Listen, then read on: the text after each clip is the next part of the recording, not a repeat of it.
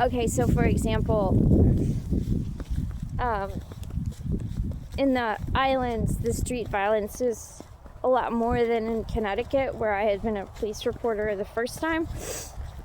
And I'll remember things like, I remember this man, somebody had broken a bottle over his head, and I was on my way to something else, and I saw this, so the amount of blood, I remember weird things.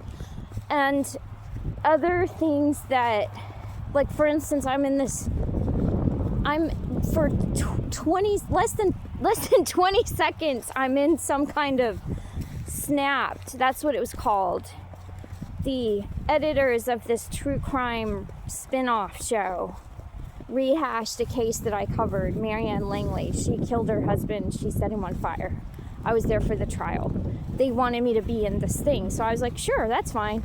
And they paid for me to come and be interviewed, and the whole experience was kind of weird, because I was like in it for less than if you turn and blink, you will miss my cameo in this whole thing. And I remember they wanted me to say things, they were trying to coach me to be more dramatic, right? So I get there, I put on makeup, I'm in the studio, and they're like, can you say how you would feel if you were one of the Langley relatives, and if somebody came in and said, and he was on fire, and I just kept saying, that would suck, because that was part of what I had to, like, in my head, I was like, you want me to act like I am one of the people there? I don't really understand what we're doing. That would suck. If I were on fire, that would suck. If somebody came into my living room and said, hey, I'm on fire, I would be like, calling 911. I don't know what you want me to do. They wanted me to be like, I guess, I don't know. A huge part of my experience being a reporter was mustering detachment enough to sit through. What I remember of that trial was how horrific the medical testimony was. That was the worst part for me.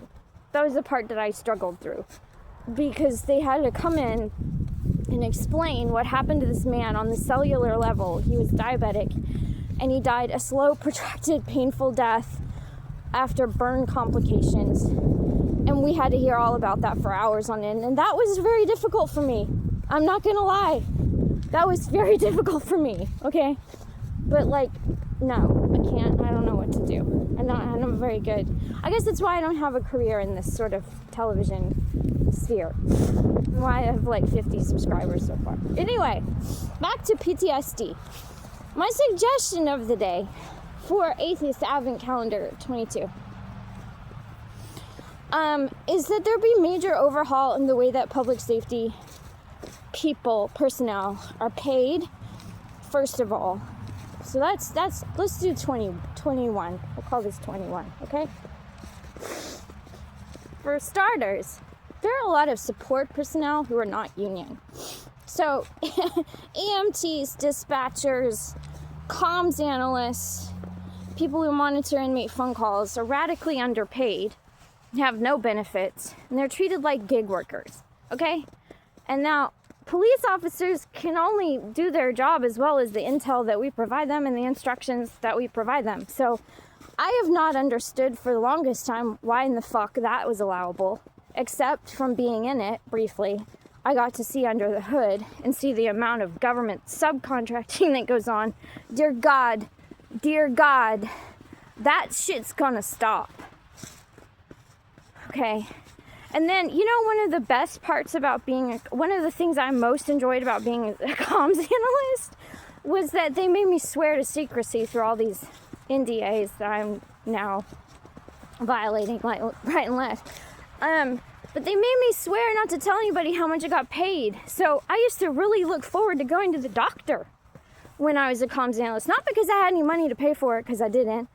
At $15 an hour with no benefits, no PTO. no health care, no sick days, nothing. Okay, can't stress that enough. In 2021, okay. So I used to love going to the doctor. You know why? Because I could tell them what the fuck I did for a living. And I would even take this tone sometimes. Do you know what I do for a living? You want me to pay what do you know? Do you know what I fucking do for a living? I make sure that criminal activity is kept to a minimum so that your ass in your expensive house doesn't get, slaughtered in the night. And doctors would get it. I had this one excellent ENT. He immediately got it. He was like, okay, I'll see what I can do for you. And then he did. Okay? So I know many people are struggling now because people are freaking out because the Republicans have once again fucked up the basics of life. That's what they do. That's what they do. They fuck up the basics of life for the majority of people on behalf of a small sliver of rich people. That's what they do. Anyway, back to public safety. So, suggestion number 1 is that we rectify this by making sure that there's parity across different sectors. Okay, so people who are supporting police need to be paid a percentage of that reflects what the police in that particular town or district are being paid. Furthermore, this is suggestion number 23. I'm just gonna knock it right out. I'm just in a mood. I'm knocking it right out, one by one, okay? I would be a Krav Maga, by the way. But we moved, so. And my Krav Maga class was taught by 2 cops, so I'm just gonna knock it out right here. 23. Another reform that I would suggest is that police officers be paid more money in urban areas where the danger is greater to them. Okay? So when we deploy people to war zones, they get danger pay, they get hazard pay, all kinds of contractors, same deal. Okay? But in the United States, at least in my home state of Pennsylvania, there's this ass-backward cater to the rich policy that's worked its way in to our corrupt democracy, whereby if you're a cop in, I don't know, Tredyffrin or Wayne, King of Prussia. Okay, so I lived in Carlisle, a very small, very safe, very pretty, relatively calm town where the crime rates were already low. So people think they have a right because they pay higher property taxes to demand more from their police department. So what happens is that these affluent suburban cops who don't have to face what people in Philly or Harrisburg or Trenton, Camden or Pittsburgh or Chester have to face in terms of fucking danger get paid way over and above what people, suburban cops. If you get yourself onto a nice like sweet outfit, sweet cushy outfit, then you can get paid right out the gate $68,000.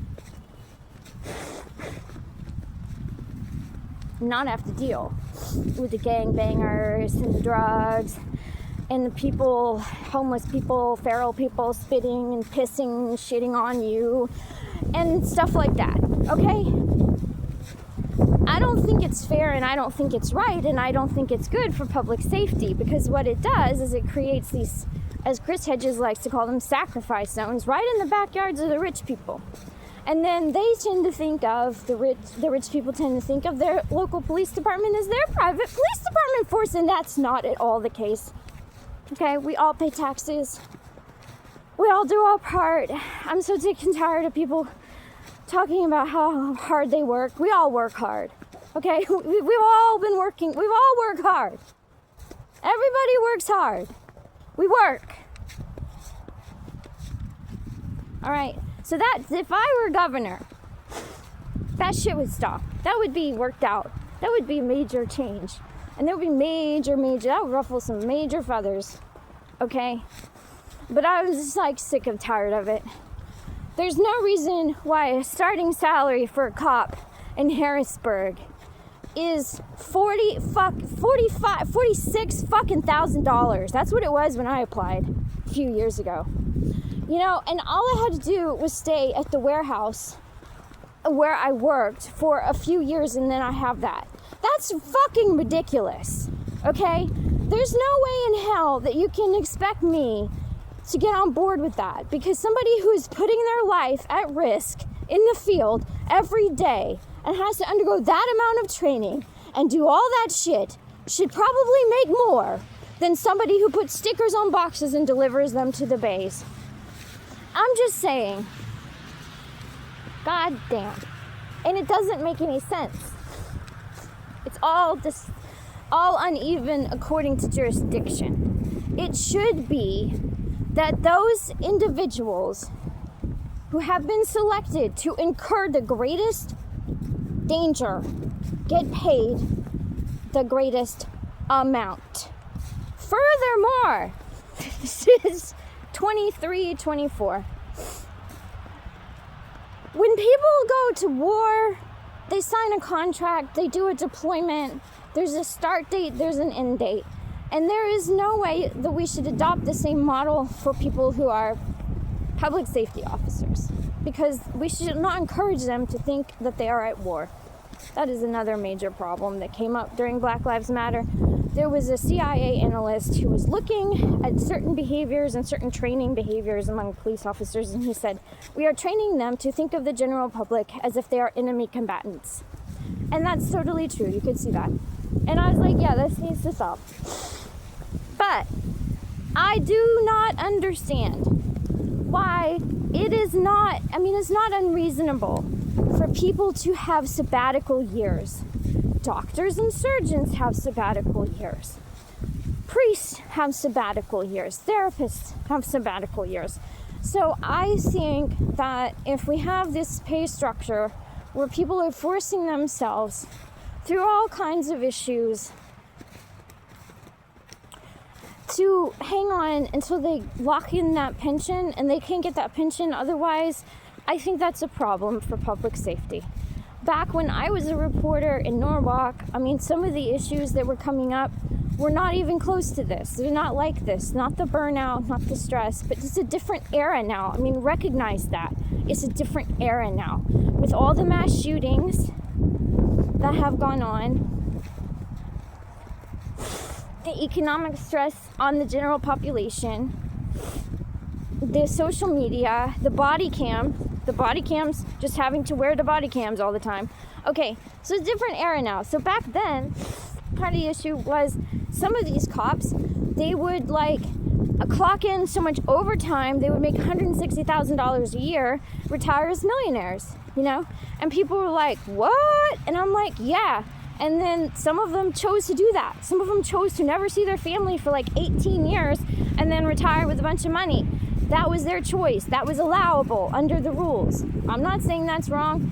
I'm just saying it's going to take absolutely every type of person in the public safety sphere if we're going to turn this shit around. And we need to start opening our minds to the possibility that maybe the same structures and the same rules aren't working because we're in a different, and I hate to use this term, theater. We're in a different theater of conflict and hostilities now, aren't we? So, maybe, first of all, pay support staff adequately. Secondly, allow better and more access to resources for PTSD. I do not understand why we have this level of scrutiny that we're foisting upon school children.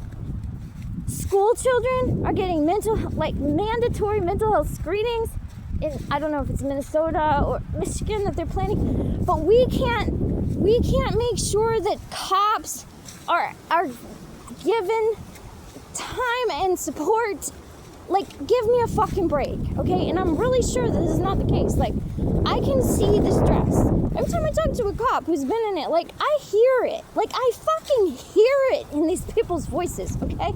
So, there's that. Thirdly, let's talk about you've done 4 years, you need to go heal yourself, right? Every warrior knows that part of their training is like healing, quarantine. I mean, it's called sharpen the saw, folks. Okay, those are my suggestions. And then pay reforms, massive across the board pay reforms. Do you think that the general public even is aware of all of this? I don't think so, unless you're majorly into what you pay in taxes and following, you know, so many jurisdictions don't even have local news anymore. So we used to publish their salaries. We used to publish absolutely everything that a cop earned. If you were a public servant, that was something that the newspapers did.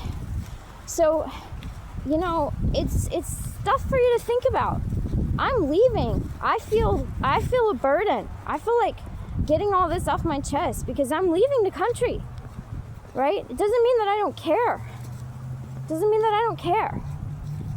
But god damn, folks, if you want safety, you need to sit up and you need to get invested. You need to become a stakeholder in your mind, and that doesn't mean that if you don't have any money that you can't become a stakeholder. If this fucked up democracy has gotten you so down and convinced you that you have no agency, you need to sit the fuck up, okay? And start having informed opinions about this shit, okay? Instead of sitting and getting more and more anxious every time because doom scrolling, right? There's Brown University. That's happening today. Another shooting. Anyway, I've sounded off enough. I really miss Krav Maga. Okay, bye.